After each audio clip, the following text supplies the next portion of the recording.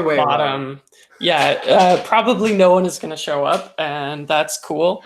It just means I'll just chat with you. And since this is live, I'm not going to be able to edit out my ums and ers and awkward silences, so it's all part of the fun.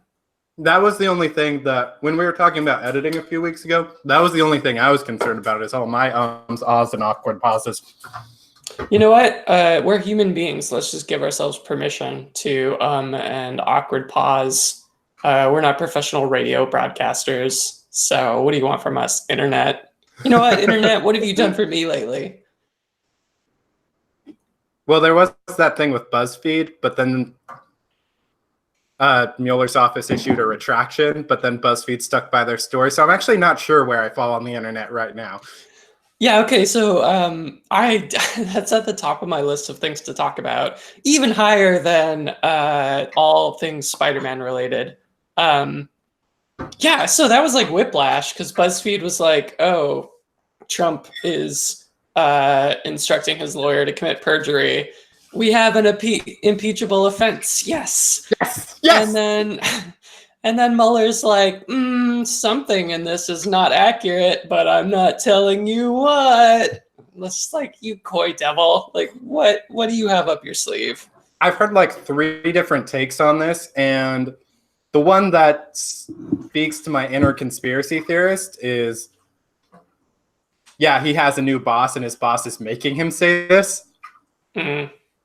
But the coy devil bit, yeah, that's also one of the options. Yeah, man. I just like, I have no idea where this is gonna go. I'm here for the ride. Obviously, best case scenario is I want to see Trump taken down in just the most embarrassing way possible. I want him to be so utterly flogged in public opinion that he cannot come back from this and salvage any kind of political career ever again. And on top of that, like, as he's being escorted out of the Oval Office, I want him to pull like a Gerald Ford whoopsie. Just like slip and fall on his ass. Yeah, that would be great. Or like someone hands him an umbrella. It's like happening in the rain. His like Nixon get into a helicopter and fly away moment is like in the rain. So we get to watch him like fumble with an umbrella while that's happening. Yeah. So because this is a Hangouts on air, which is a product I don't know if Google is actually deprecating and may get rid of. Like during this broadcast, this product may evaporate, or if they're going to replace it with something. But neither of us have any control over who is on the screen at any given moment. It's just going by Hangout rules about like who is currently talking. Oh, have I shown up at all? Yeah. Yeah, okay, I mean, great. Every time you talk, you show up. Yeah, I just wasn't sure if my camera was working yet or not. No, I'm seeing you. What are you eating, by the way? I guess this is a fireside dinner chat. Well, I'm sorry. You got on the chat with me at breakfast time in Washington, so hello. Yeah, it is perfect like Saturday brunch hour. So grab your mimosas or Bloody Marys if you're kinky.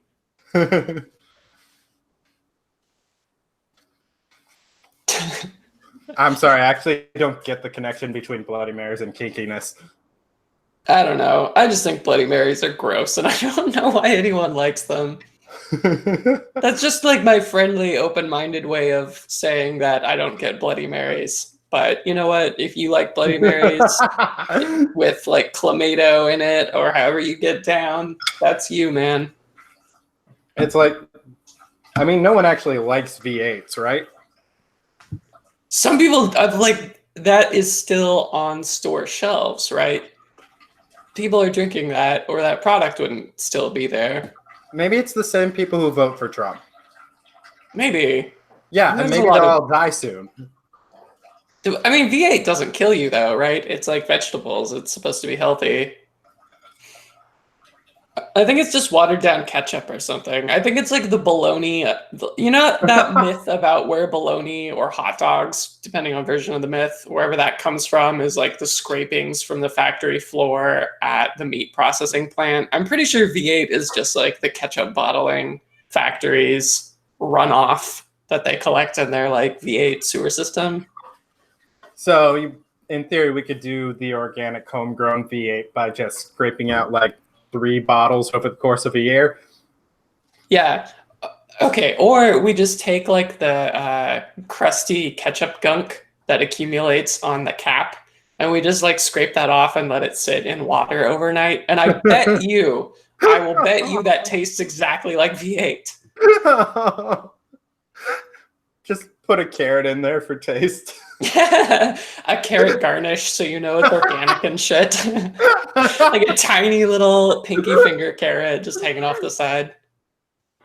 I think we've actually worked out our vegan food restaurant. It's just V8 with carrot garnishes. That's actually literally everything on the menu. Order the chicken nuggets, V8 with the carrot. Yes, it's all just in quotation marks. All right, I'm gonna let my kitten out. He's been in a bathroom prison because we have to separate him. We have to separate the cats when we're feeding them because the little one will just eat everything, and Buster, despite being more athletic, will just like watch him and then look up at us in distress, just being like, "How could you let this happen? Look, he's eating all of my food." He has like no self-regulation for food whatsoever. So we just let him out because Buster's like a really finicky eater. We just let him out to finish Buster's plate that he leaves dirty. I don't get it. They're so different. Yeah. It's always the little one, isn't it? I think so. Yeah, he's definitely got like the little brother vibes going on. He's like extremely social. I mean, he gets shy around new people. But he's like very extroverted and cuddly and doesn't really have Buster's boundaries or anything like that. I don't know. Yeah. It might just be like having another cat, like growing up with another cat. Oh yeah. It's like allows them to be a bit more social. Yeah, they're just like, oh, cats are normal here. So I don't know. Maybe he didn't have to go through Buster's existential crisis of like, I'm different from, the people around me. What's going on? I'm so alone. Yeah. Buster. But there's like a very high chance that the kitten, his name's Otto, that Otto is going to try to interfere in some way. Usually he'll try to get up behind my monitor and then like bat at the mouse from underneath, which is like really adorable, but a huge pain in the ass. Yeah. Has that been interfering with your work at all yet? He only seems to want to do it when I'm video chatting. I don't understand why or what's up with that. Yeah. That parking lot we sat in while we were getting the house flea bombed? Yes. When we got 5 guys outside the mall. And then Buster's just chilling in the car being a sad cat. Yeah. Yeah. Buster. Actually, that parking lot's closed right now. For why? They are doing a bunch of renovation on the Northgate area because Seattle got the NHL team, so they're turning this area into a practice field for them. Cool. Sports. Yeah, sports. So, okay, NHL is something I know very little about, but I'm like 80% sure the H stands for hockey. Mm-hmm. Okay, and then I'm like 80% sure that's the one with the pucks and the ice. And the ice. Right. And the sticks. Okay. No, wait, most of them have sticks.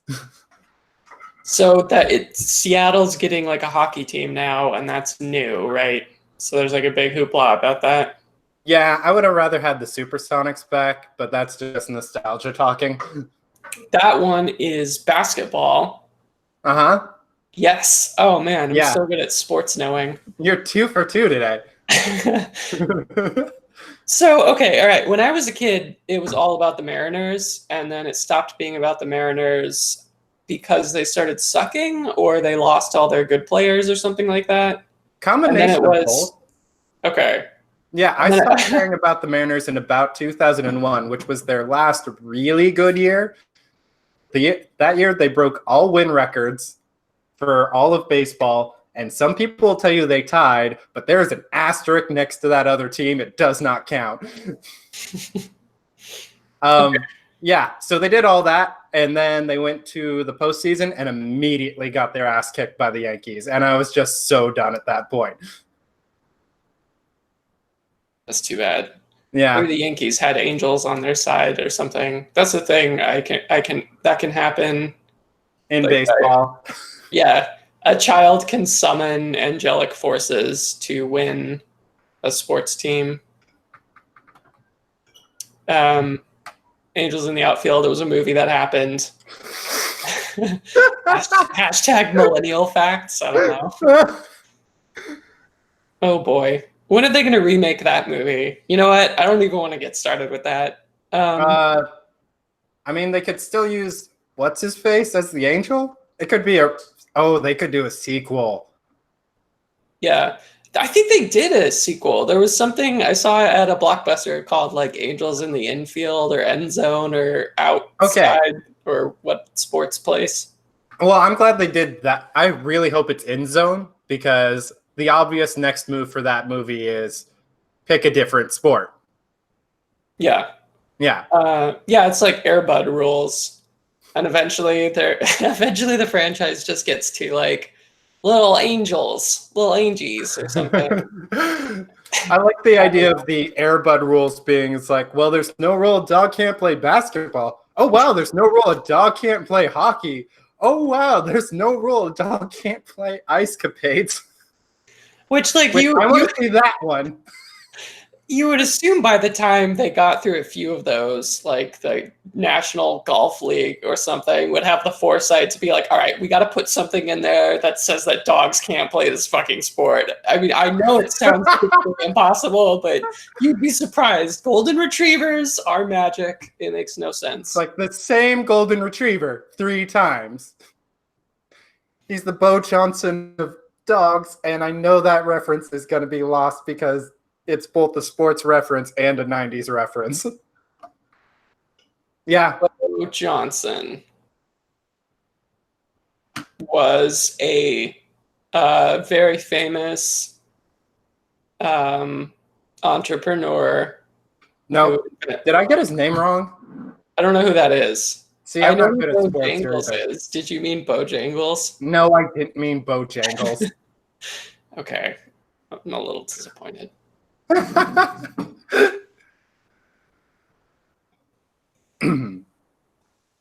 So, if we're talking about Spider-Man, Which we should. We should.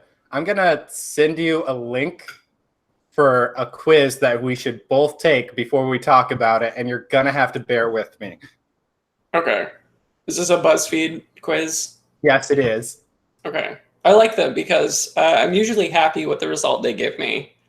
Like, which Pokemon are you? Said I was Mewtwo, so I'm like, okay, I trust you. I'm the best Pokemon, obviously. Yeah. All right, BuzzFeed, what are you buttering me up for? You want me to click on some of your ads? Yeah, I'll click on 3 ads. So I tweeted this the other day, so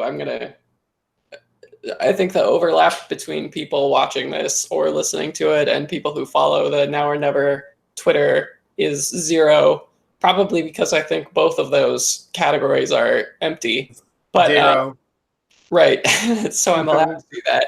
But I still feel like an odd twinge of moral guilt, like you're recycling material. That doesn't make any sense. Let's not analyze that too much. Who asked you to do this live? You said there was demand.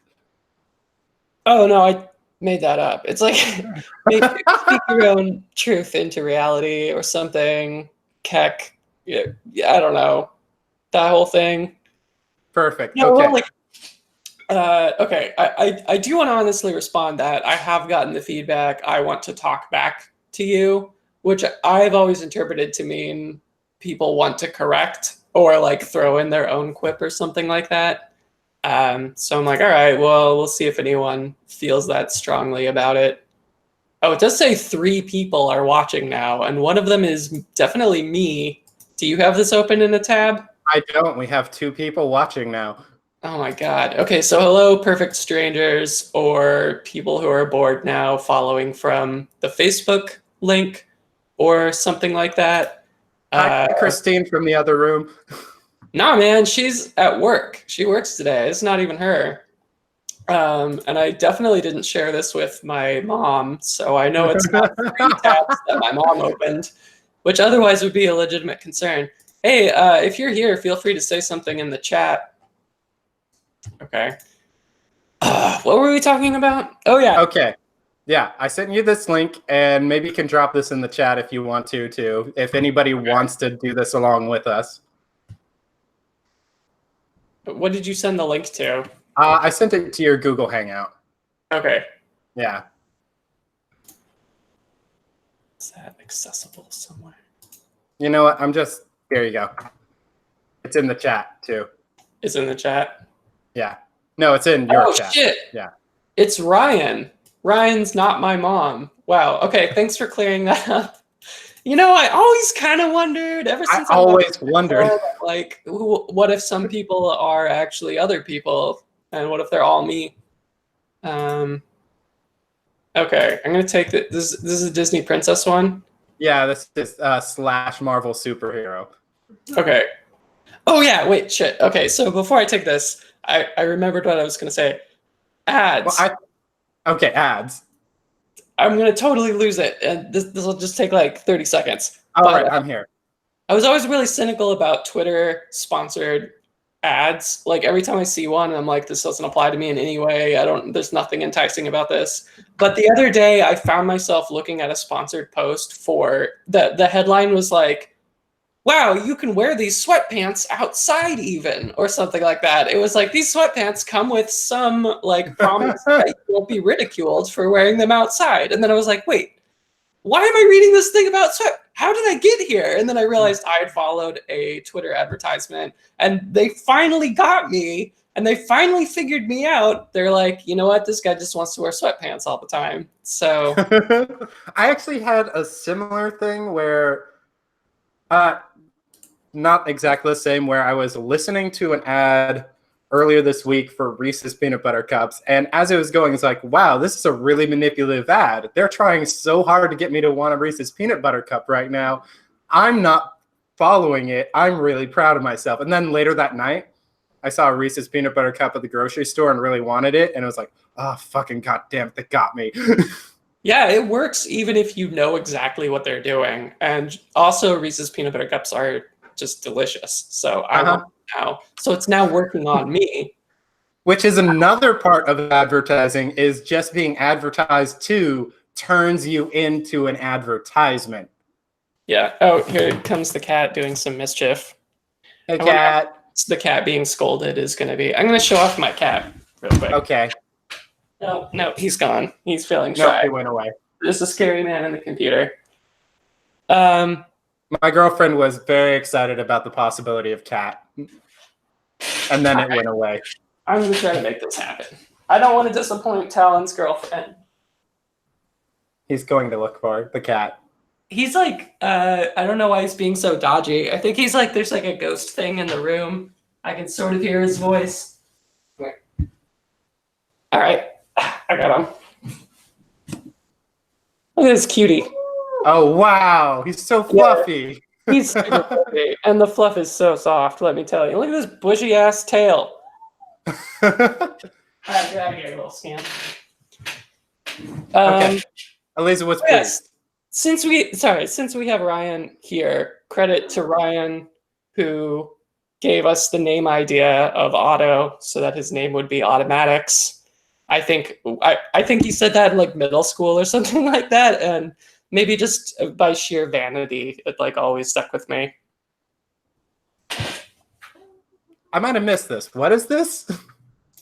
Ryan back in like middle school was like, if you have a kid, you should name it Otto. So that is Okay. Automatics. So that's why the cat's name is Otto.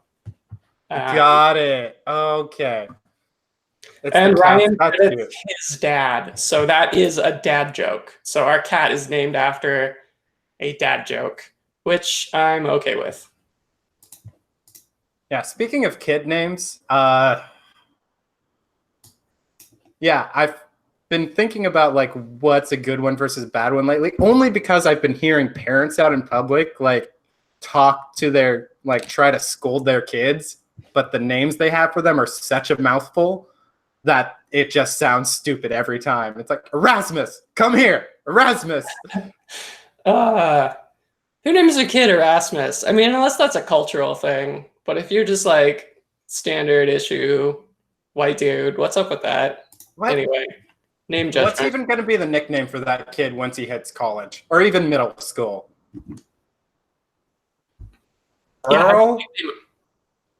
I'm sure there's some really weird, like actually the nickname for Erasmus is like Neil or something like that. And it's just because that is Bill and William. That doesn't make any sense. Those are way different mouth sounds that you I make. mean, they have the double L's. That's all you need. Is that it? You just like the rules are whatever double consonant exists, build the nickname around that. I guess. Okay. All right. Let's take this quiz. And on the side, I'm going to be looking up this Erasmus thing because I'm actually really curious now. Okay. Did you already take the quiz? No, I have it up so we can do it together. Okay. What's your best quality? Oh, Kitty's exploring now. Um, All right. No, I would say, oh, sorry. Cat scolding.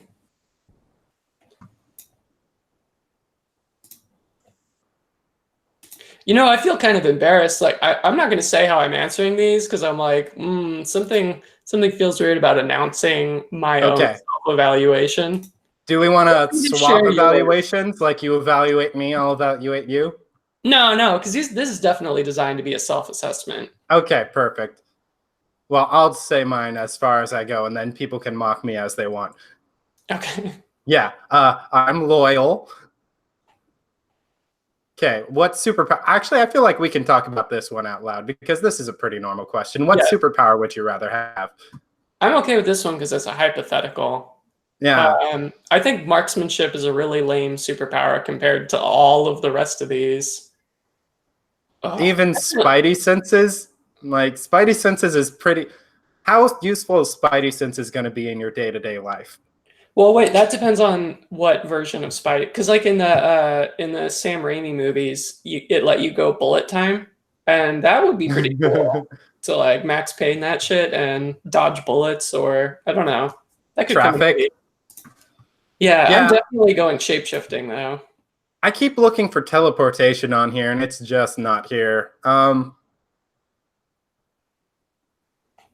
Yeah, I'm going to be that guy and go... Ooh, not super speed, because super speed doesn't mean super endurance. I'm going to, like, run 3 feet really fast and then be done. Yeah. Yeah, these all invite lengthy discussion about the rules of these power sets.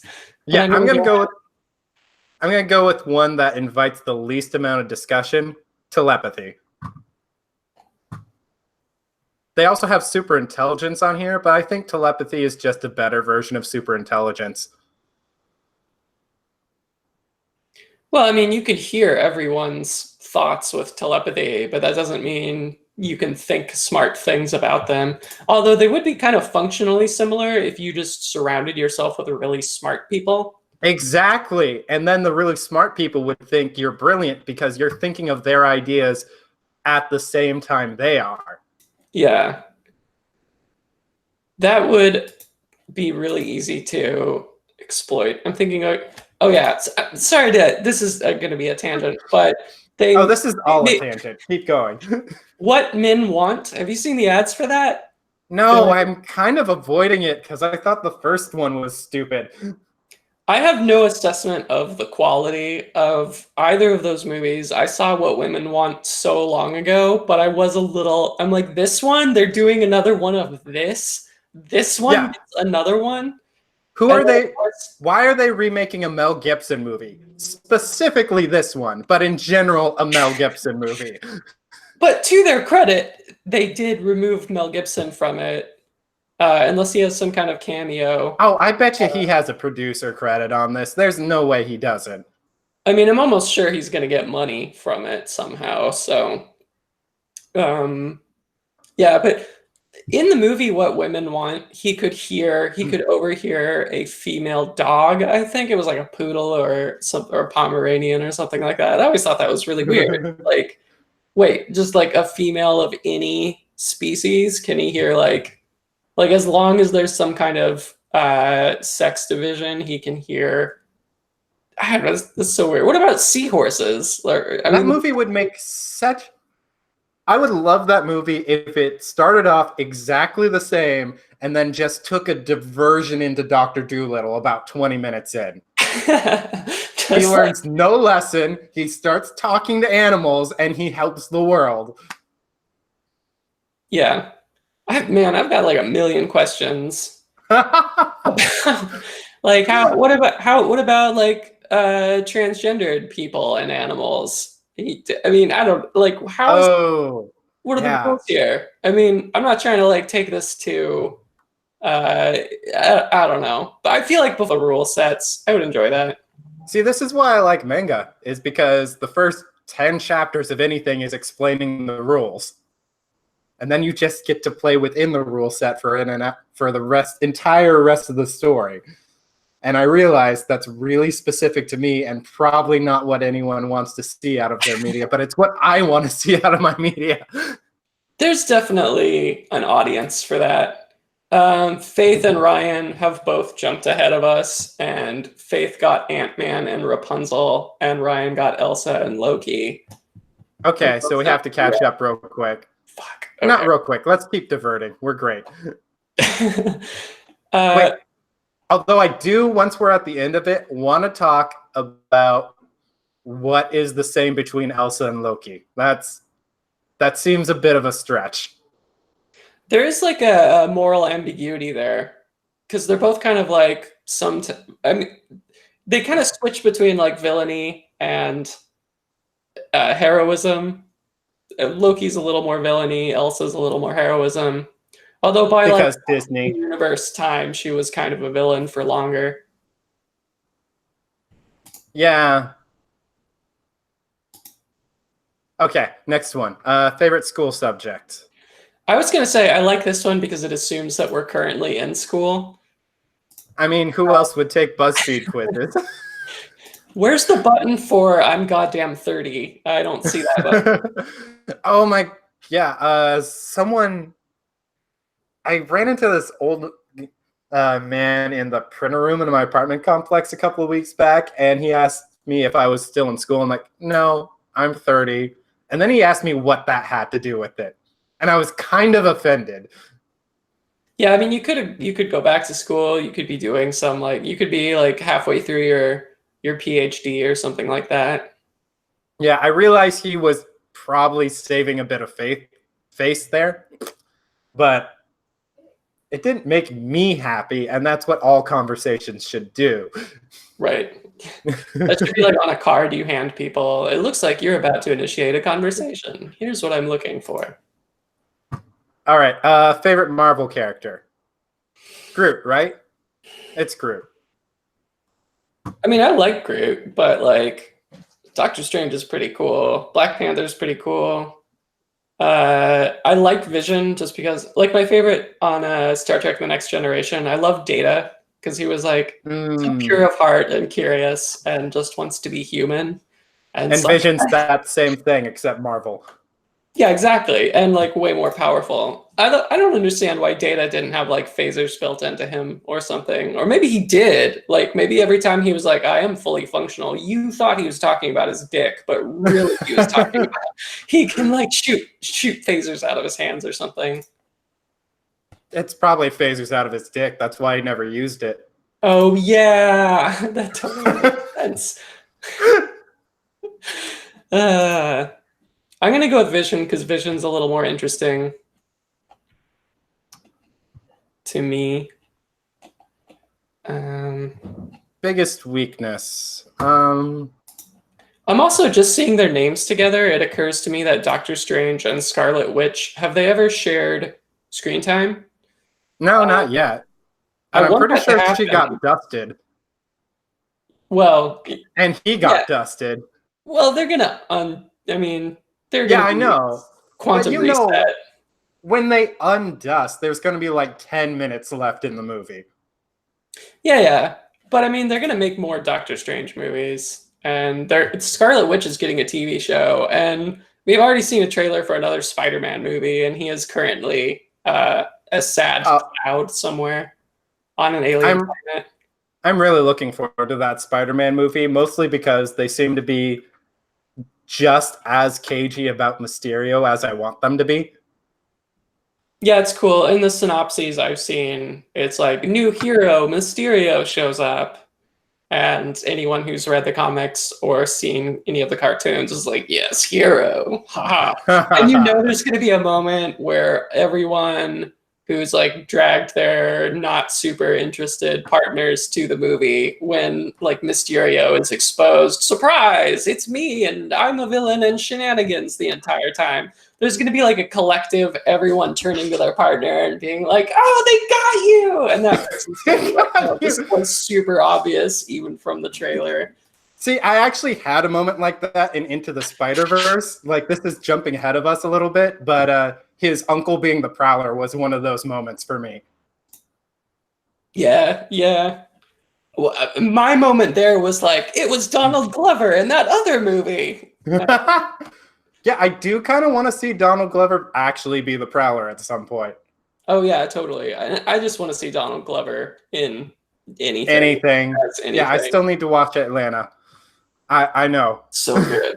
So good. And I'm super stoked about Donald Glover voicing adult Simba in The Lion King.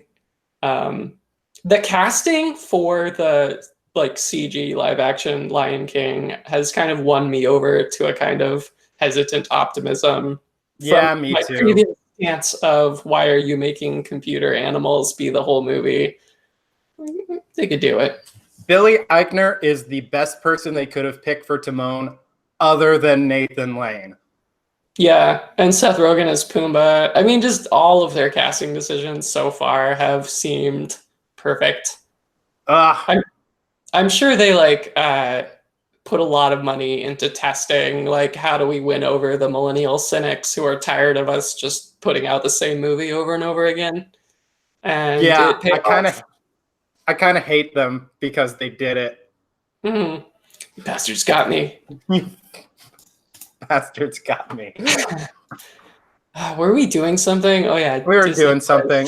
Yeah, Plus. see, the question is, what is your biggest weakness? And I feel like it is a huge disservice to all of us that easily distracted is not one of the options.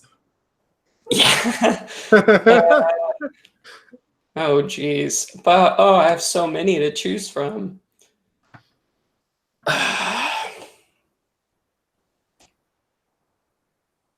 I don't see crippling anxiety on here, I or feel like like, that's somewhere in the neighborhood of easily stressed.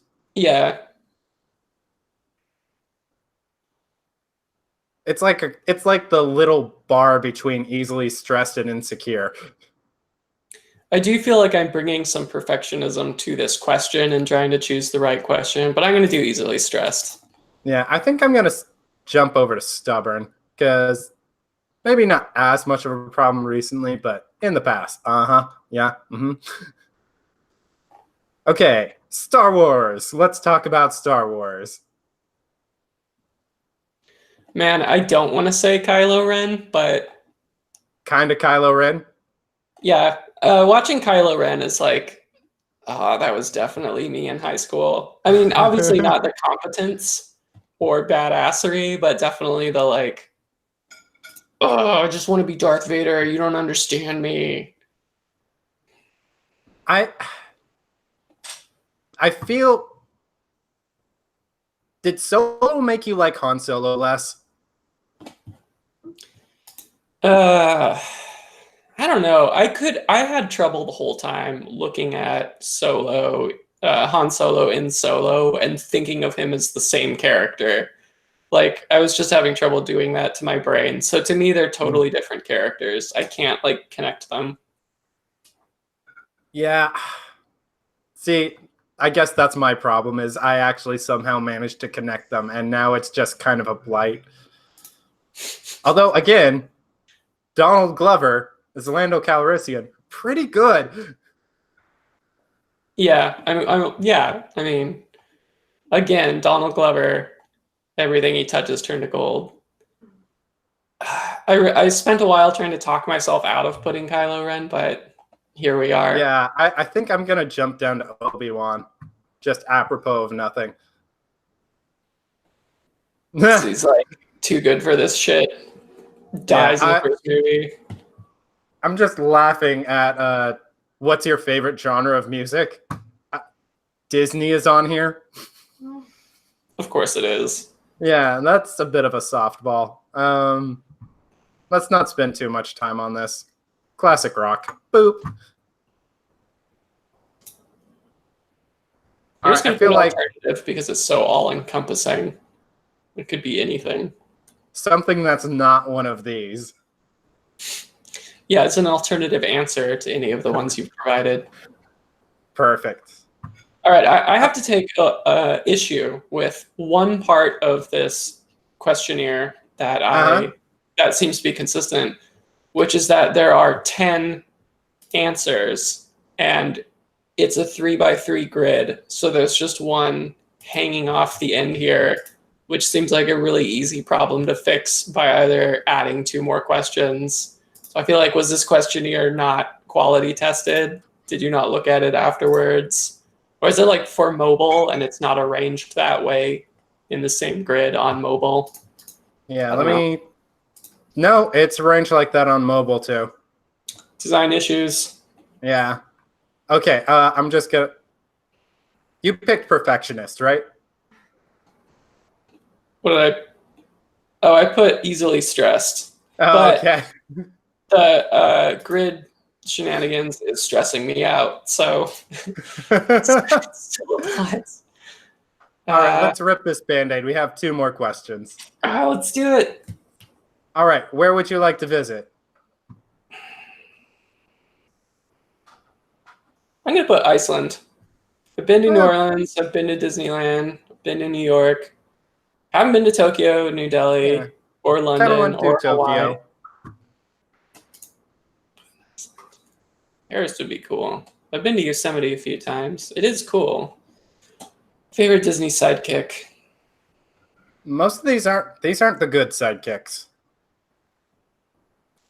I mean, Timon nor Pumbaa are on here.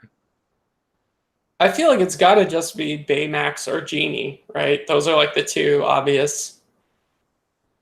I would also throw in Jiminy Cricket as kind of a good runner-up there. I mean, Jiminy Cricket's I'm putting Genie because Robin Williams, and also he's just the most powerful. Well, I'm on the same page as you. I'm picking Baymax. Okay. Which is a respectable answer. Cogsworth, however, is not, and I would make fun of you. Do you have your result? Yeah, I got Mulan and Iron Man.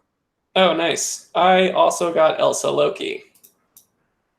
So, whatever that means. Okay. I also am not sure how to feel. You know what? I like both of those characters, though. And, yeah. I dug Elsa's whole character arc. Really? I'm into it.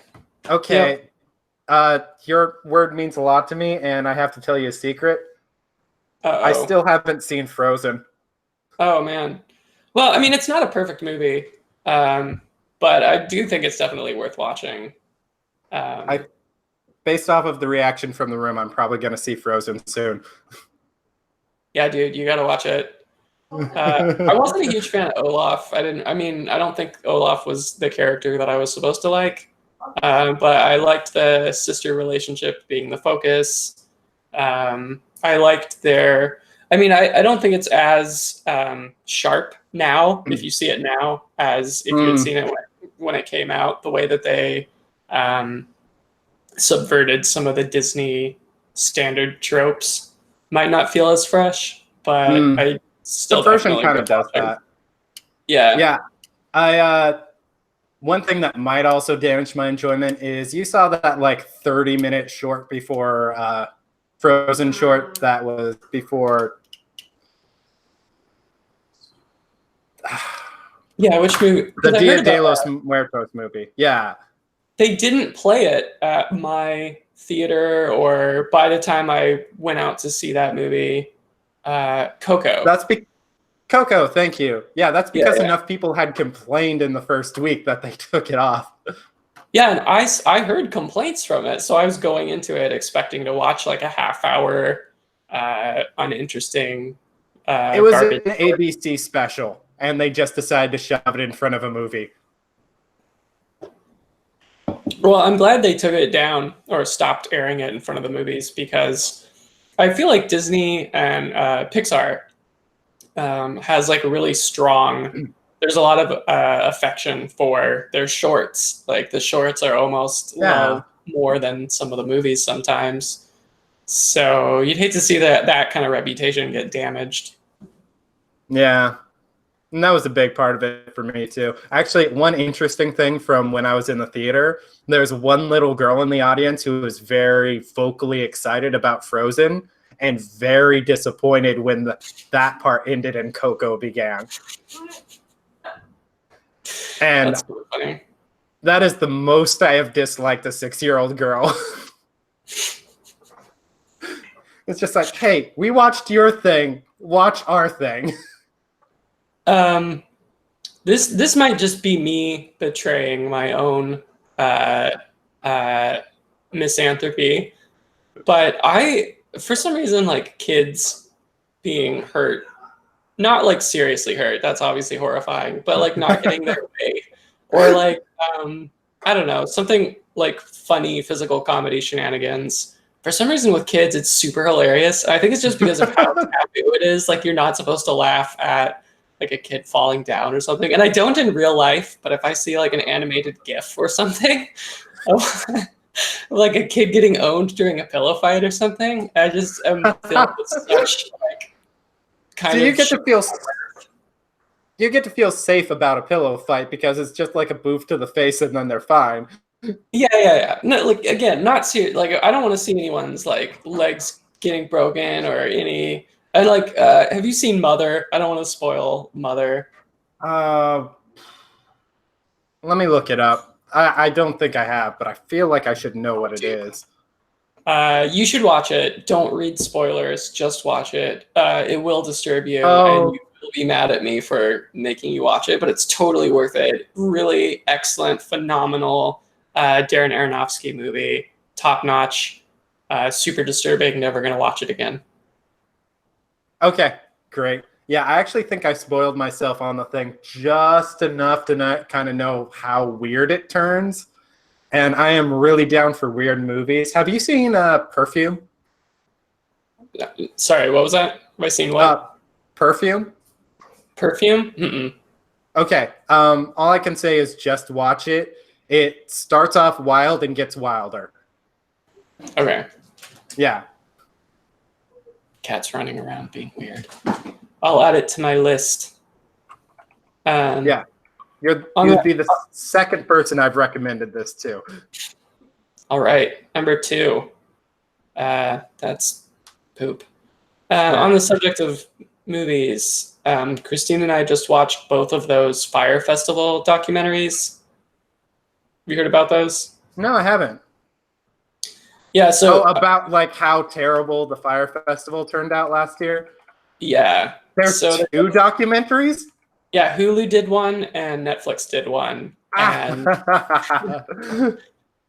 the Netflix one has a higher Rotten Tomatoes score, but the Hulu one had a lot of fans too. So I'm like, I guess I gotta watch both of them. I mean, I picked the Hulu one to watch first just because I don't know. I feel like end with the better one or the one most likely to be better. But I actually think they're both worth watching. And I think you can even watch them back to back because I think they got like most of the people to sign like exclusivity contracts or something like Oh, that. So they're really? talking to different people, except for like one or two dudes that they got in both movies. So you're kind of getting different perspectives, and they both have different focuses. The Hulu one is a little more about like, why is this happening? What does this say about our culture in kind of broader terms? And the Netflix one is a little more sober, just looking at the disaster of the event itself. Interesting. Yeah. I would. So the Netflix was the second one you're talking about just then, right?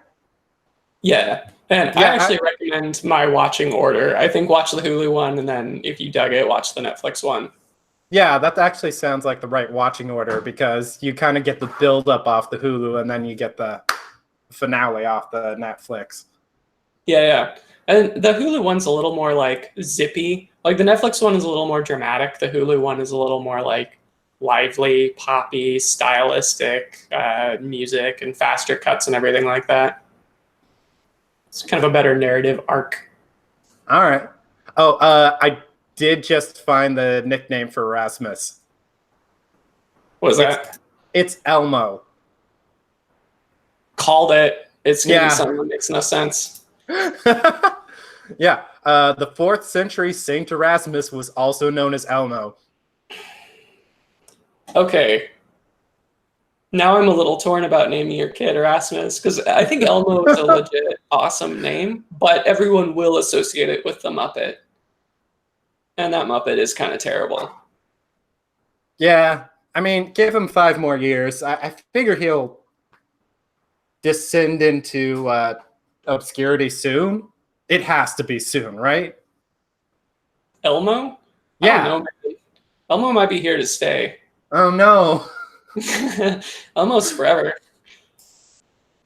All right. I want to circle back around to the quiz, and kind of the takeaway I want on the quiz is just kind of the idea of identity and kind of seeing a reflection of yourself in characters in movies. And I think that was one of the best things that Into the Spider-Verse actually did. You mean sad old Peter Parker, right? Because that was the one I saw. I'm like, yeah, I feel that, buddy.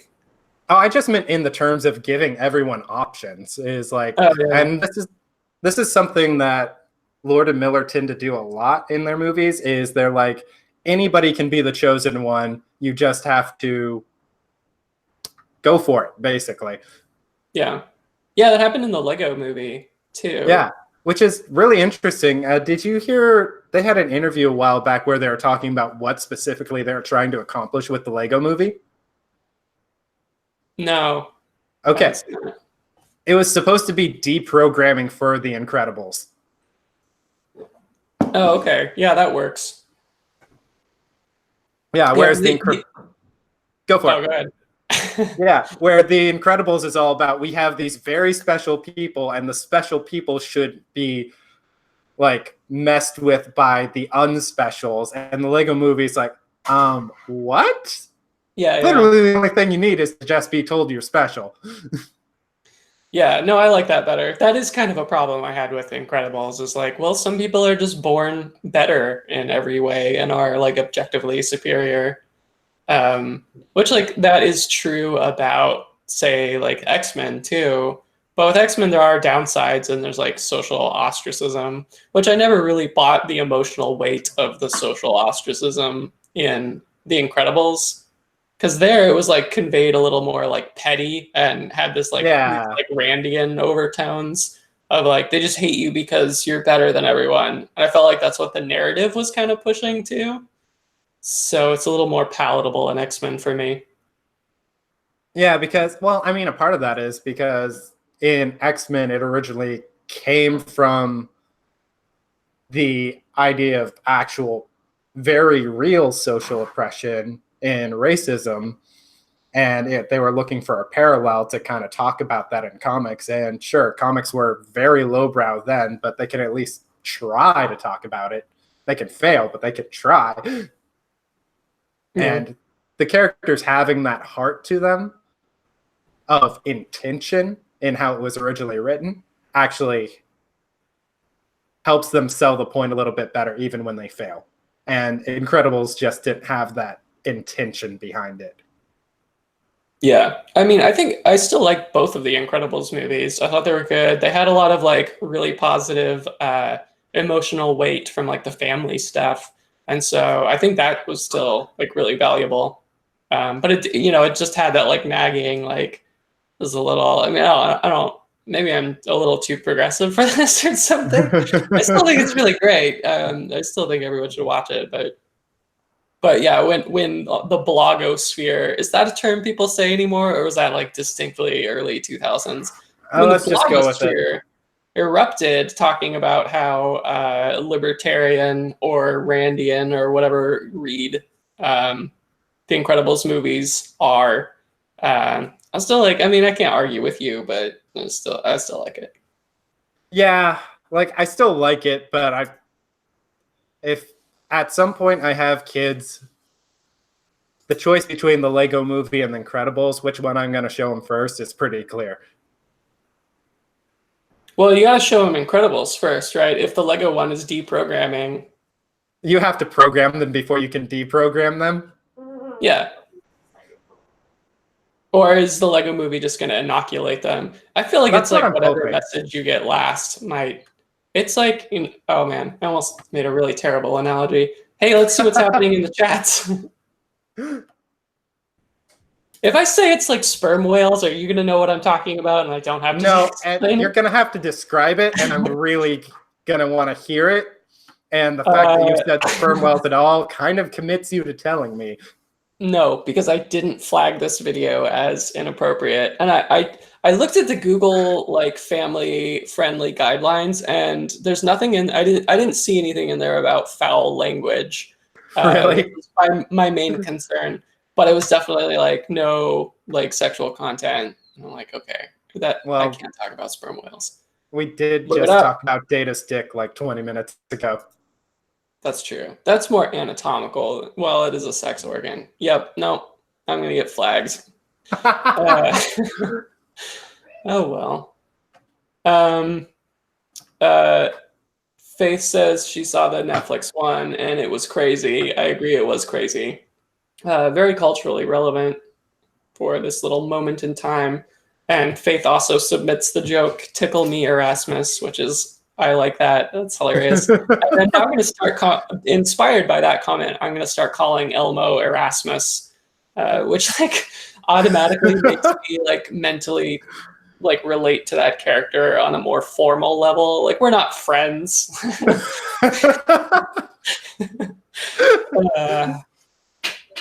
Anywho, what were we talking? Spider-Man. We were talking around Spider-Man, basically. We've been talking around Spider-Man for most of this chat, actually. Yeah, this Spider-Man conversation is going to go similar to how the quiz conversation went. And even that was just a preamble or distraction from the Spider-Man conversation. Yeah. What about Spider-Man? All I can say is like glowing praise. I made my parents go see Into the Spider-Verse. They were like, well, it looks animated. We didn't think it would be very good. Really? Yeah, I mean, they're old, right? Yeah. But, like, the trailers didn't look that awesome. Like, I saw the trailers and I was like, this could be cool. But it really didn't sell me on how... I mean, I think Into the Spider-Verse, I think we're both of the same opinion. And also, like, 99% of people out there, that it was awesome. It was a great movie. In so many ways, but the trailer didn't. I don't think it really showed off how. I don't know. It didn't hook me. Yeah, they just kind of did the normal trailer thing where they set up the reality and then drop like the one-liner from the comic relief character. Which, I mean, Spider-Ham didn't get a lot of screen time, but that line about his hands being wet was just a weird non sequitur. Yeah, that was weird. I don't get what they were doing. And the first trailer barely showed you anything. It was like barely anything. So you don't have any kind of response to it. But yeah, they watched it, and even my parents loved it. Um, the character designs were amazing. Like I just kept like geeking out about Kingpin. It was like that's like a Yeah. it's so stylized and so exaggerated, but you have that whole like character's personality. Like so much about this character just by looking at like how he's shaped. You know what I mean? And then after that, like, that much about his personality. And then within the first 5 seconds of him being on screen, you learn everything else just by him clicking a pin. Yeah. Oh, yeah. No, that was so powerful too. The way they used sound and music also was like really effective. I really liked the Prowler's theme. Like I know that whole like blah sound Wah. thing is like a little played out, but I thought it was actually pretty effective. I found myself like, yeah, this is groovy, kind of in spite of how Yeah. cliched it could be. Well, one of the things I liked about it was on a particular level, he was the scariest villain. He was actually terrifying when he was on screen, and I Yeah, think that totally. made the emotional hit drop better. Yeah. Which, like, I mean, I loved Kingpin in the Netflix Daredevil. I mean, he was like hands down what made the first season so good. Like I'm his character arc.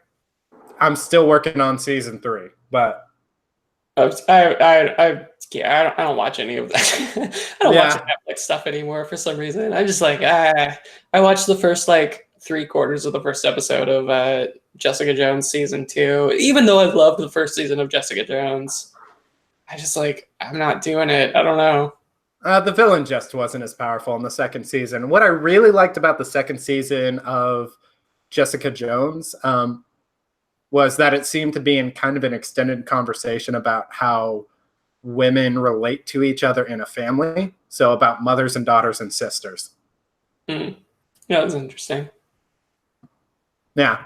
So, I mean, it's of the Netflix Marvel stuff, the second season of Jessica Jones is still like, of the individual seasons, it's maybe my third favorite, with just the first season of Jessica Jones being my first favorite. I feel like I have to rewatch the first season now. I didn't really think a whole lot about that whole family dynamic thing. I was a little more like I was just kind of focusing on how it's dealing with trauma and how the character is processing trauma and Yeah. like identity around that trauma. But yeah, I gotta watch for the family dynamic stuff now. But again, like a big part of what made that first season so good was just how great the villain was. Like it was well written. David Tennant, just awesome. Acted up a storm. I will always say that after he played in Doctor Who, Kilgrave was the character he played most like how he played Doctor Who. And that was actually really terrifying to me. Yeah, that's true. Netflix, and now they're all dead. Wait, there's one Netflix series that hasn't officially been canceled yet, right? It's The Punisher. The Punisher.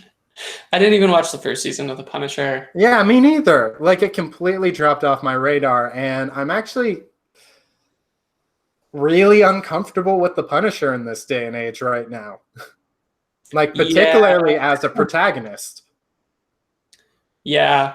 I mean, I think he adds an interesting element to the conversation about the ethics of superheroes. It kind of forces you to start like thinking through the logistics a little more. Same thing with like the Return of the Red Hood thing in Batman when Jason Todd, spoiler alert, when Jason Todd comes back from the dead and is like, how come you haven't killed the Joker? And you kind of have to concede that he has a point. But then once you start being like, yeah, once people are going to start killing villains, like you're deep into a moral gray area. And also like the Punisher as a character, his very origins, I think, were not particularly well intentioned. Like it was just kind of this like straight up edgelord. He's gonna kill people. He's got a skull, and he's not a good guy. I don't know. He was originally meant to be played off of Spider-Man, whereas Spider-Man is the protagonist, and you're supposed to look at the Punisher and go, that is the bad element of this. Yeah. And so I think that was one thing that did sort of work about season 2 of Daredevil was the Punisher Daredevil dynamic and like them having to have that conversation about where their boundaries lie. That worked. And then of course when Punisher disappeared, I kind of lost interest. I didn't really care about Elektra. She's not a really interesting character. I don't think they really wrote her very interesting. And I don't think they really laid enough groundwork to like make you invested in what's going on there. Especially in the Defenders. Oof. Yeah, I mean... Yeah, we've talked about that a lot. Yeah, I don't even know what more can be said about how bad the Defenders was. Yeah, but... Yeah, I really like the Punisher as a nuanced concept for discussing the boundaries of these characters that we really enjoy in fiction and are a really large part of the national conversation. But it's a dangerous concept because, like a lot of things in our world right now, there is a lot of people who fail to grasp the nuance or refuse to grasp the nuance and just go, oh, that guy is good, I like him. Yeah, I mean, I do think it's important to kind of deconstruct the whole black and white morality. Yeah, I also like sympathetic villains kind of for that reason, where there's a villain that you disagree with that you can even... I think it's always a little cop-out when they show a sympathetic villain just being a dick, because it makes it way easier to just go like, oh, well, he has no point anymore whatsoever because he was like mean to that lady or something like that, which they did a little bit in Black Panther. But otherwise, Killmonger, I think, was an extremely sympathetic villain. I think he had a very valid point. If they didn't go out of their way to kind of like show him being a huge bully at a critical moment, I think the audience would be left with a little more like, why do they have to fight each other? I don't know. It's like, or they wouldn't have to fight each other if both of them would just be able to concede the point just a little. Like, and that's what makes it really tragic and really good. Yeah. Yeah, if their whole like discourse wasn't so broken, they could maybe meet each other halfway. Yeah. Have you seen The Marvelous Miss Maisel yet? No, I've not even heard of that. It's a series on Amazon Prime about a female comedian in the 50s, and she winds up getting into comedy after her husband cheats on her and they start getting a divorce. And one of the things that really works for me over the first season is every single character in that show individually by themselves is hilarious to watch, except her husband. And they spend kind of just the whole season grinding this man down in the background until he's such a pathetic figure that in the very final episode, he's funnier than anyone else. I should watch it. That sounds interesting. Yeah, please do. Once you get to a certain point, we can talk about that. I'll talk about it with you at any time because there's a lot to chew on there. All right.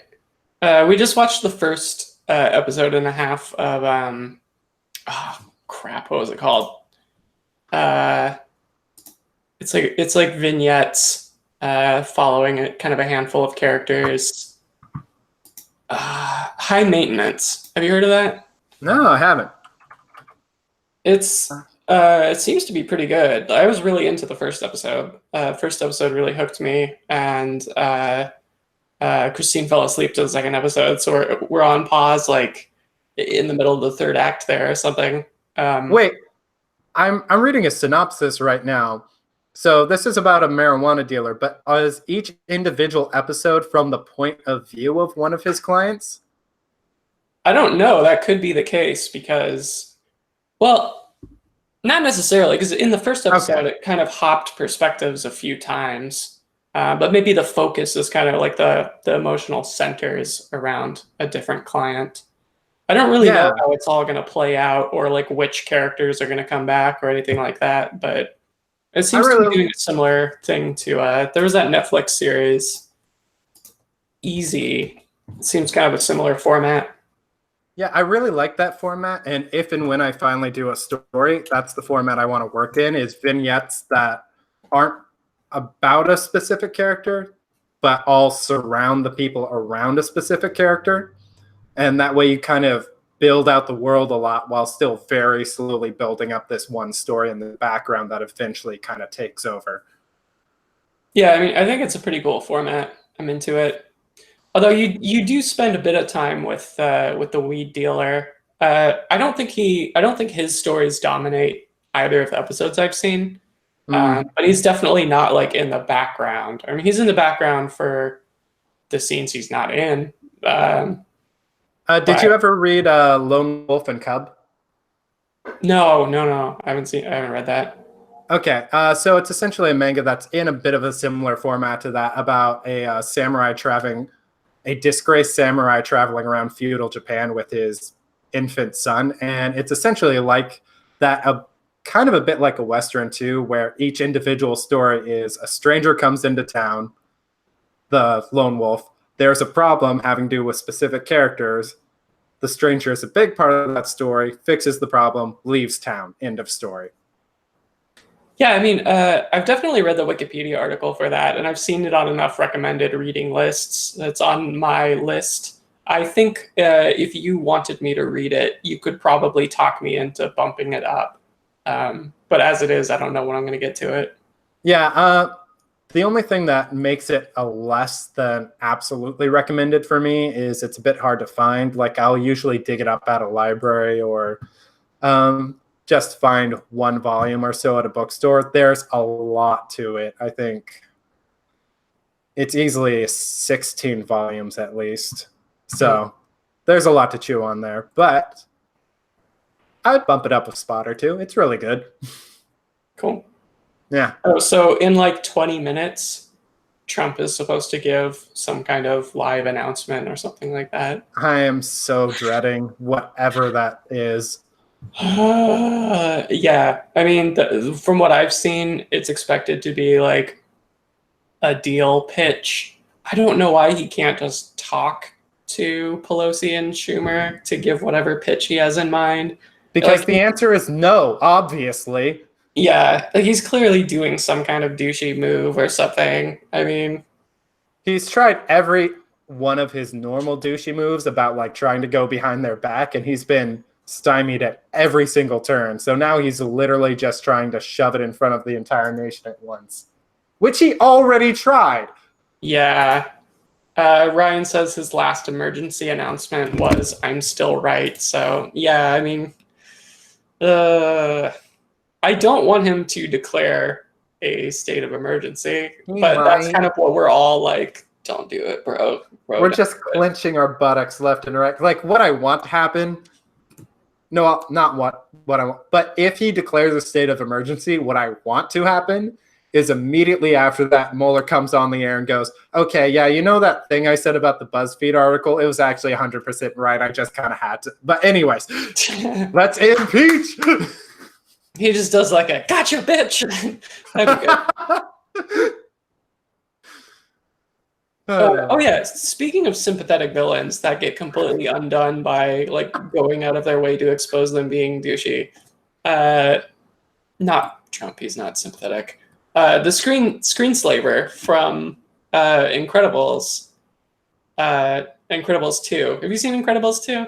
Yeah, I did. You're gonna have to keep selling me on this because I was underwhelmed. Yeah, well, I mean, okay, so you don't really see that much of the screenslaver being the screenslaver, and his points were pretty cliched. But I like that concept of like a hypnosis contagion, like puppet master character. I thought that was really cool.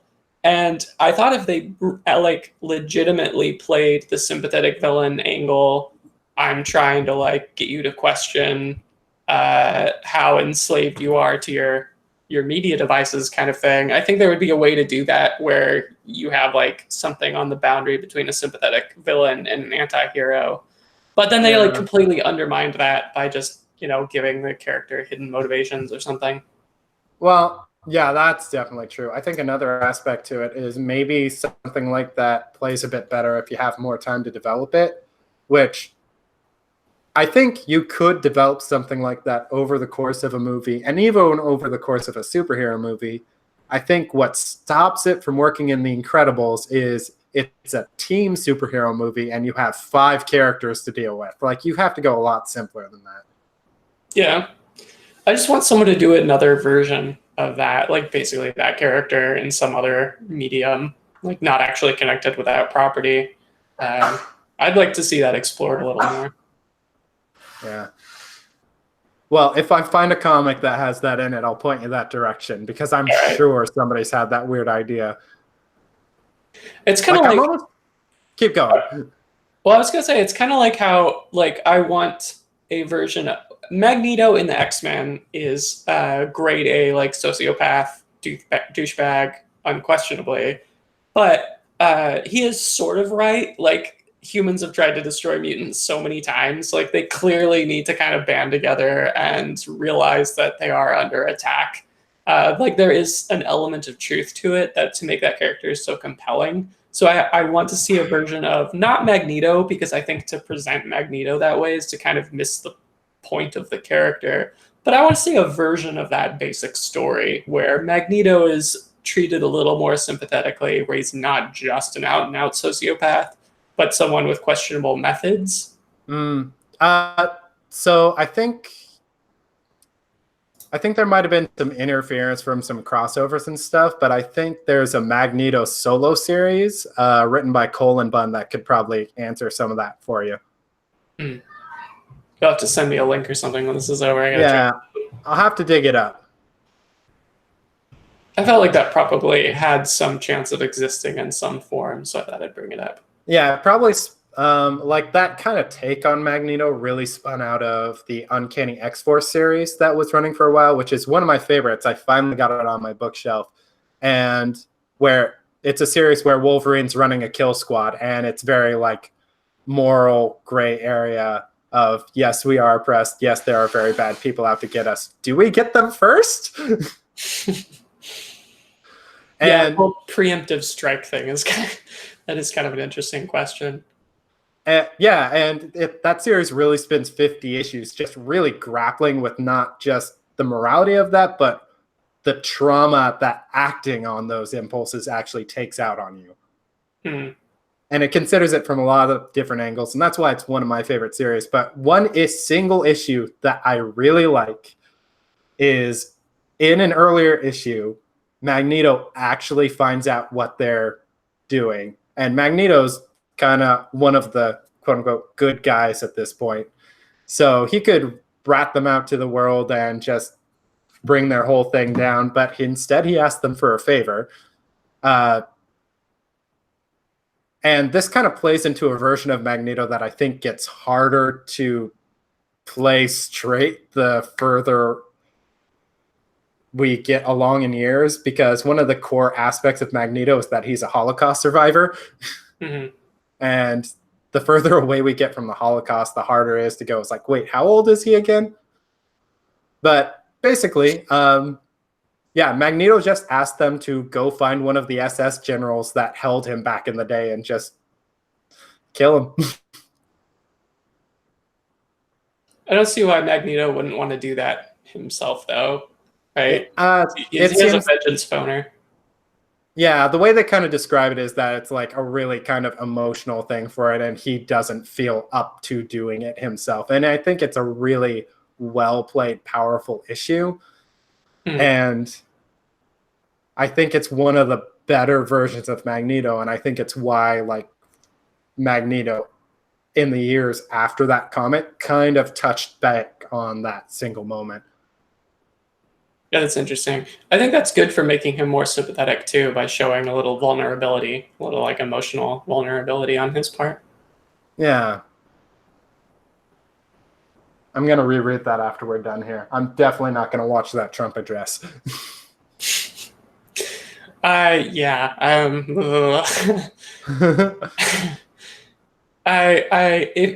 If we're still alive when it's over, I'll probably watch a clip or something just to see how I feel about it. Sometimes I have to take him talking in doses. It's so rough. It's so rough, and I have a really hard time allowing myself to even want. I just wanted to get through as much of this presidency as possible without hearing his voice. And I realized that that's not necessarily a helpful impulse. You do need to know what he's up to. And I do need to be able to interpret reality and events for myself as opposed to getting someone else's take on it. But I just don't know how much I can take. Yeah. Okay, so there's that little truism or whatever, like don't give people free rent in your head or however it goes. You know what I'm talking about? Huh. No, it makes It's sense. I think this is the first time I've heard it. oh, okay. Yeah, so like Yeah. basically, yeah, don't let people live in your head for free. Um, but I've been thinking about that and just how hard it is not to just like how much like gravitational force there is to Trump as like a media entity, as something that just absorbs attention through, tricks and abuse and just being the kind of person he is, and how he's so dominating the media landscape right now, which I know he loves and he kind of fosters that. There's just like this weird thought form of Donald Trump like distributed through everyone's consciousness right now. And that itself is so powerful. Like, I wonder how much of that is going to remain kind of like embedded in the cultural consciousness when Trump the person finally is hopefully escorted out of the spotlight. Like, how much is Trump the entity? I mean, I know there's going to be a lot of media that's going to be just a response to this when it's all over, but like, how long is that going to continue? How long are we going to still hear like that dude's voice in our head when we like see things he said or like tweets or something like that? You know what I mean? I think it's up to us to put a name to it because that's useful to be able to ascribe it to an entity and name the evil. Mm-hmm. Like naming the evil allows you to kind of bring it to the surface and excise it. And I'm sure you might be familiar with this, but like, because it came up on Harmontown a while ago. Uh-oh, you're cutting out. I don't know if it's me or you.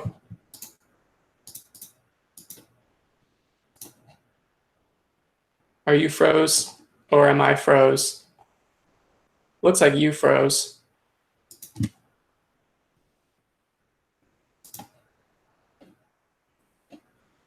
Oh, are you there? Yeah, I said a lot. That's Damn. The Trump super entity has silenced you. yeah. Anyways, I'll just say it in short is that I think putting a name to Trump and the evil that he is really important because we are making a problem out of it, but that doesn't mean it wasn't a problem before. Like it's just we have an identity, and so we can identify and excise it. Yeah. Yeah, if you could, well, it's also like in the occult, if you find something's true name, it gives you some sort of power, or you can maybe banish it more effectively. Which like the parallels between like media spectacle and occult culture is kind of interesting. Like I sort of half jokingly call advertising black magic because it creates value by creating the perception of value, given that's how like value is defined. So it turns water into, or like scented water into a product worth like hundreds of dollars or something that elites are all buying. It's like it's creating a reality through manipulation, essentially. Yeah, are we getting into Grant Morrison chaos magic territory? Oh, I hope so. I love Grant Morrison. He's yeah. Plus, like, there's so much of Grant Morrison just saying things on YouTube, and the people he's saying them to just being like, which is always fun. I need to watch more of his videos because I am totally on board with 90% of what he says. And I'm pretty sure the last 10% that I'm not on board with is actually pretty intentional. Like saying something in a way that someone doesn't get is a way of shifting their reality. And I think he is smart enough to use that like a scalpel rather than a sledgehammer. Yeah, that's kind of the game of the occult. It's like, well, a magician is a charlatan, but when you're doing magic tricks, you're making people believe for like a second that they're seeing real like magic or miracles or something like that, and that's kind of the magic.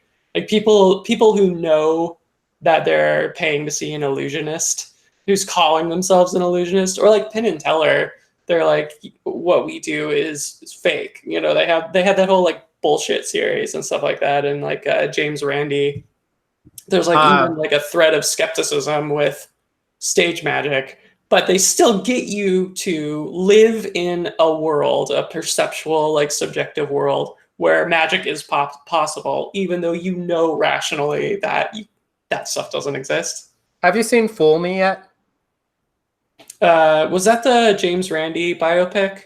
No, this is another show by Penn and Teller where it's a competitive stage magic show.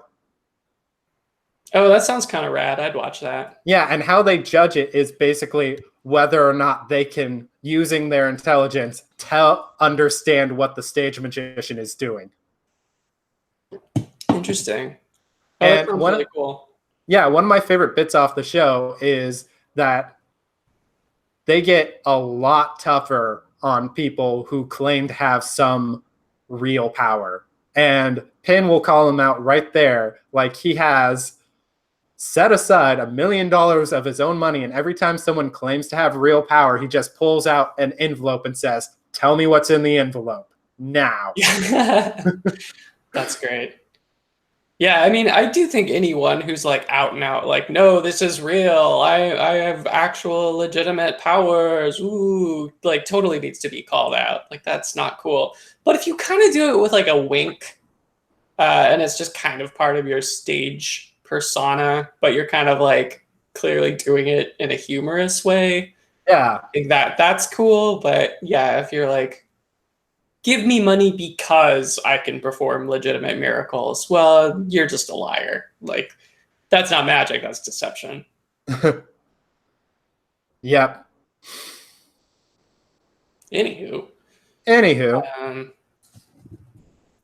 had like a list of things to talk about that I haven't even opened. I mean, I know I had Spider-Man on here and the Trump address. You warned me ahead about Spider-Man, and we kind of lucked into the Trump address. So what else have we got? I also had Lion King on here, actually, so we did get that. Bandersnatch. Have you done Bandersnatch? No. So this is a problem I have, and I have discussed this with other people who have this same problem. I'm a completionist, and I don't want to sit there for 4 hours watching each an individual option for Bandersnatch.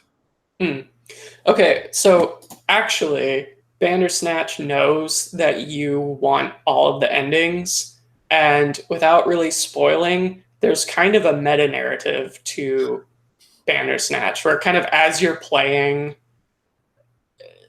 I don't think it'll take as much time to get a satisfying conclusion out of it as you might think. I mean, set aside a couple hours or something.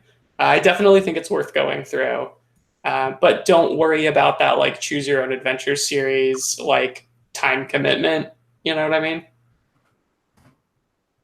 Okay, that's funny because I just Googled Bandersnatch, because every time you bring up something I need to see, I'm just opening it up in a new tab. And I started Googling Bandersnatch, and the first result after Bandersnatch was Bandersnatch flowchart. So yeah, the flowchart I think makes it look more confusing than I feel like when you play / watch it, it's not that. I don't know. It doesn't feel that as intense as the flowchart makes it out to be. Not as onerous. Yeah, I mean, there are like little Easter eggs or little bits you can get to that are kind of hidden in there, but to really get like a satisfying narrative out of it, I think you'll have a good time just playing through it. Okay, you sold me. I'll do the thing. Yeah, I've been bouncing back and forth between two different things right now on terms of medias. Well, actually three, because Marvelous Mrs. Maisel's up there too. So that, the Great British Baking Show. I've heard so many good things about the Great British Bake Off. I think it was originally the Great British Bake Off, and then when Netflix took over, they started calling it the Great British Baking Show. Lame. Bake Off is so much catchier. It really is. I was disappointed, and that is the second most disappointed I was in the first season. Why is that? It's funny that the show makes you care about this sort of stuff, but someone pulls someone else's cake out of the freezer to get more freezer space for them and doesn't put it back in 4 episodes in. And I watched that literally 2 weeks ago. I am still mad. That's hilarious. Also worse because they're real people and it really happened.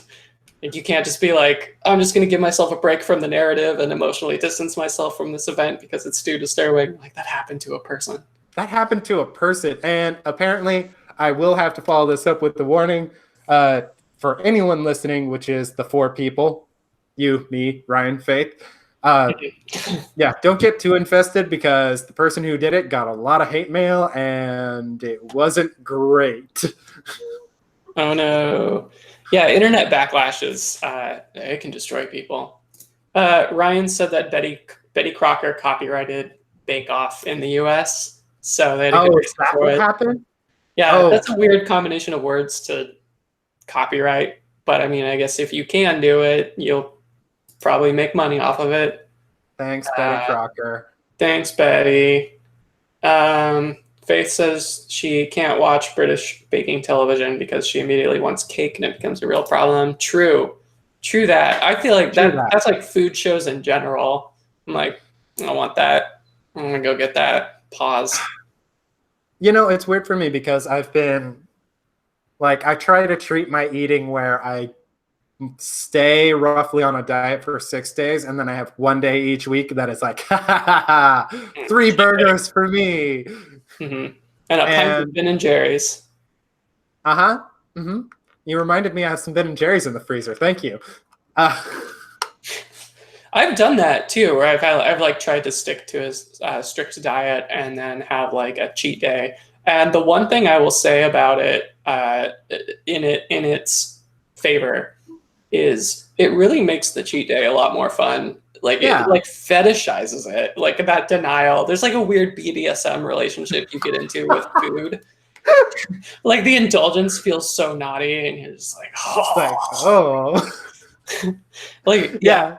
And that's one of the things I was going to say, that watching baking and cooking shows actually goes to even help that, because it just builds up the anticipation even higher. Word. It's like, oh, I'm going to bake that on Saturday, and it's going to be amazing. Yeah, that's true. You start thinking strategically how to like maximize your enjoyment. It does make, because you get attached to like your meal plans though for your cheat day. So I've gotten like something came up that day and like I didn't get what I was planning on, and then I'm like, do I have to wait another week? It's so painful. Or do I just pull the Band-Aid and do it now? Or yeah, and then just deal with my own failure? Yeah, and then if you're like, well, I really wanted this yesterday, but today is not my cheat day, but I still feel like I owe it to myself. When you're eating it, you just feel like a fucking criminal or something. I earlier this week, I had some pop chips out and I was snacking on them. And I originally got them out to snack while I was reading something. But I wound up eating like half of them while I was trying to think where I put some, like the book I was reading or something like that. So when I started actually reading, I got more chips because those were reading chips, not thinking chips. You have to separate your chip consumption in order to optimize synergy. Yeah. Ryan and Faith, are you watching the Trump thing, or are you going to watch the Trump thing or something? And if so, can you let us know how scared we should be? Just like hit us up with information if we need it. Yeah, I can just keep F5ing on our politics for a bit. Yeah, I don't want the first information I get to be seeing a mushroom cloud. Like, I want to expect the mushroom cloud. Yeah, Ryan's going to track live updates. Okay, cool. Let us know if there's anything pressing. So scared.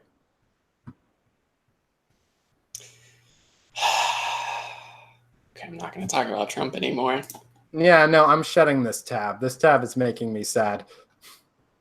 Okay, the last thing I had on my list, aside from just talking about trailers for upcoming, mostly Marvel movies, Hightail. Have you seen the trailer for Hightail, the game Hightail?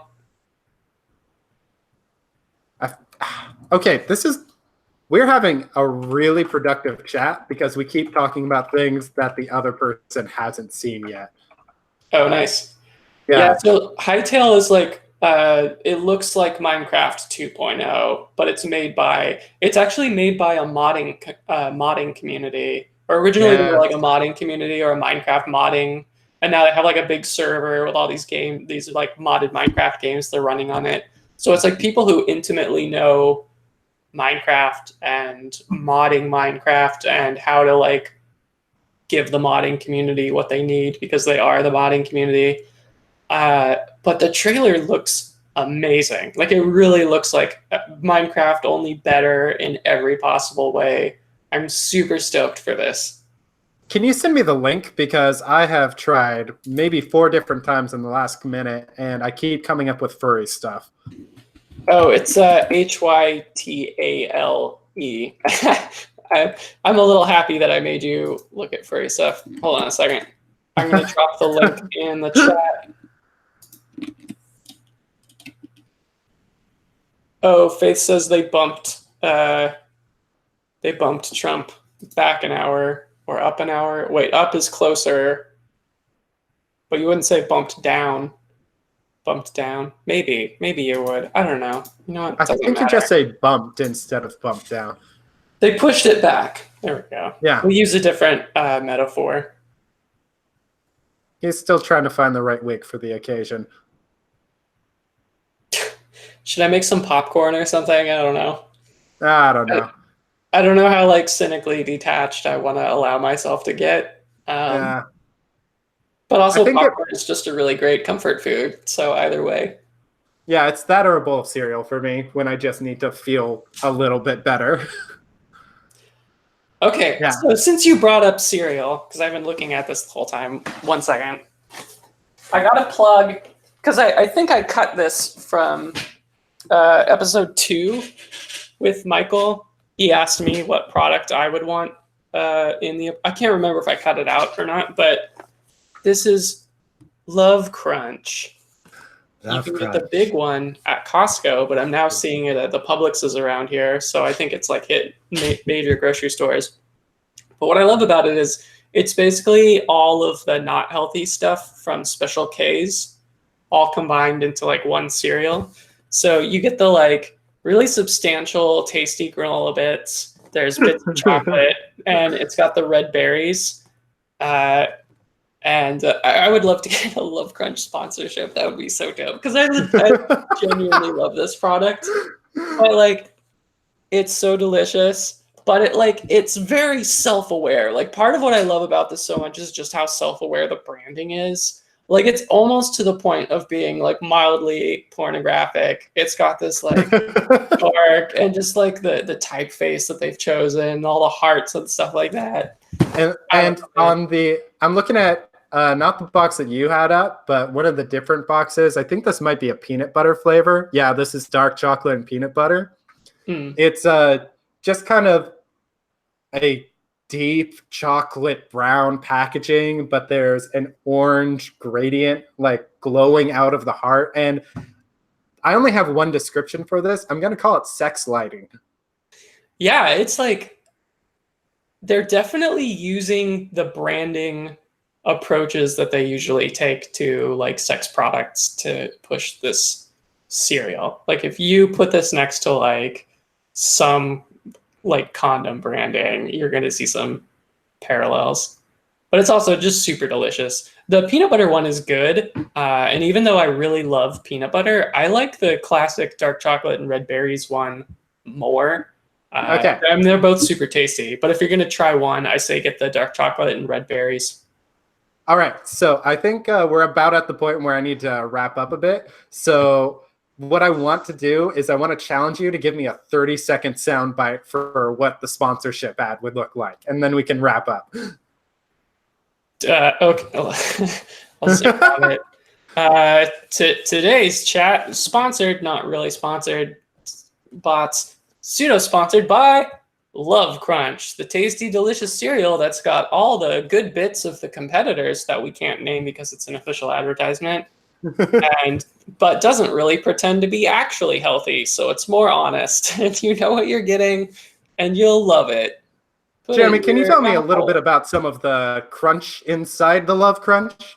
Oh man, it's got so much crunch. This Love Crunch is bursting with crunch. Let me tell you, the granola. Okay, so granola clusters. I love me some granola clusters. Okay, but in a lot of cereals, the granola clusters are teensy. You know, they're not great. Every time you bite it, if you get like a really big granola cluster in one of those granola cereals, you're like, oh boy, this is a special treat.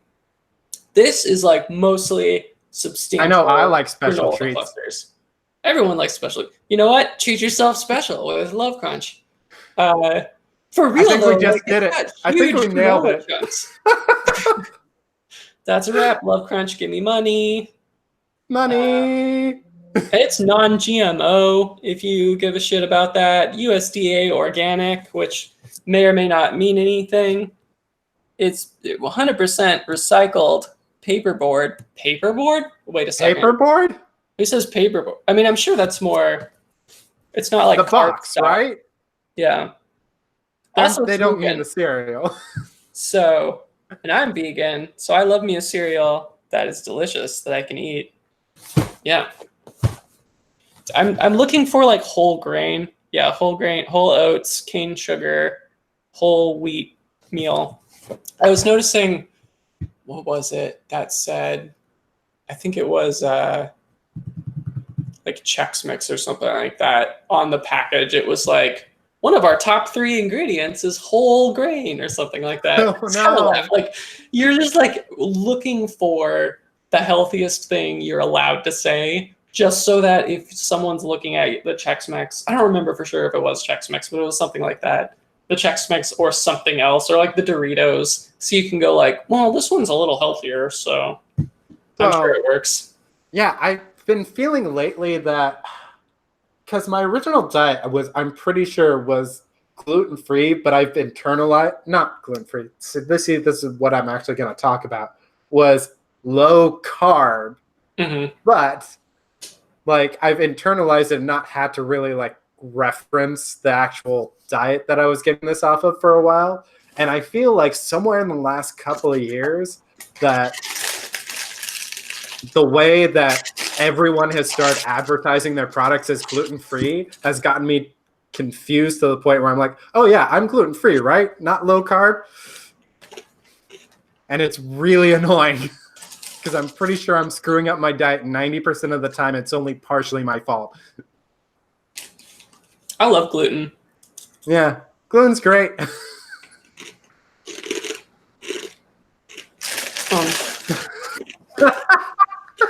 Actually, this might be the perfect way to end the podcast because we started it with me eating and now you're eating. But not because I'm hungry. No. Love Crunch. Treat yourself special. Put it in your face hole. Ryan says, FYI, White House sources are saying he's going to offer temporary DACA protection in exchange for a full $5.7 billion for the wall. And Pelosi temporary. I feel like Pelosi has already said no to that. Like, I feel like I've heard that bandied about, that like pitched or floated as a possibility before. Dude, you're not getting your wall. Like, you're not getting your stupid wall. Let your base get back to work so you stop losing them. Like, it's not even in your own best interest. I think Trump No. is just like worried about his friends at Fox and Friends, like making fun of him if he doesn't get the wall built or something like that. Yeah, I have a lot of things to say about that, but I don't feel confidently well enough research to really drive down and go on a rant like I want to. Also, that's a real downer to end on. All right, we got to get back to a high point. Love crunch. Love crunch. Wait, Put it in your mouth. Okay. Okay. Or just like they could sponsor Now or Never with just Love Crunch. Like they don't even need to get money involved. They could just send us some Love Crunch, and that would be fine too. I mean, they've got a lot of it. And we don't have as much as we want. Yeah. And so like if I go to a grocery store and I see it at the grocery store, I'm like, it's more economic to get the big box, it's more for your dollar. So then I don't buy it until we go to Costco. But the Costco's really far away from us, so we hardly ever go to Costco. So it's just real inconvenient due to the way that I talk myself into and out of stuff. So it'd be great if they could just send some Love Crunch. I'll eat it like while we're recording every episode. It'll be great. It won't be like ear cancer at all. Yeah, it's not like the worst thing you could possibly do, like crunchy mouth sounds. Trump. This will probably be a good pitch if ever our audience isn't 2 people. And a cat. And a cat. No, the cat's not even paying attention anymore. I don't know. They're both gone. All right. Well, Tickle Me Erasmus, I'm out of here. Yeah, this episode should be called Tickle Me Erasmus. Thank you, Faith. Oh, you stuck with you the whole time. Wow, thank you. And also, I'm sorry, probably. I don't know. A part of me is just like, man, it's Saturday. Like, I don't know what it's like over there, but it's like really sunny outside now. And you guys. Nope, it's gray. Okay, cool. They're fine.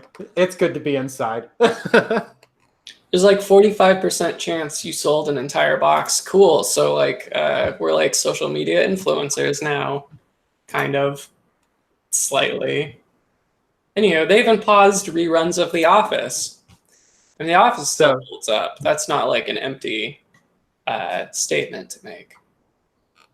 Anywho. Yeah. All right. Episode. I'll catch you later. Chatting. All right. Later. See you, Jeremy. Everyone. See ya.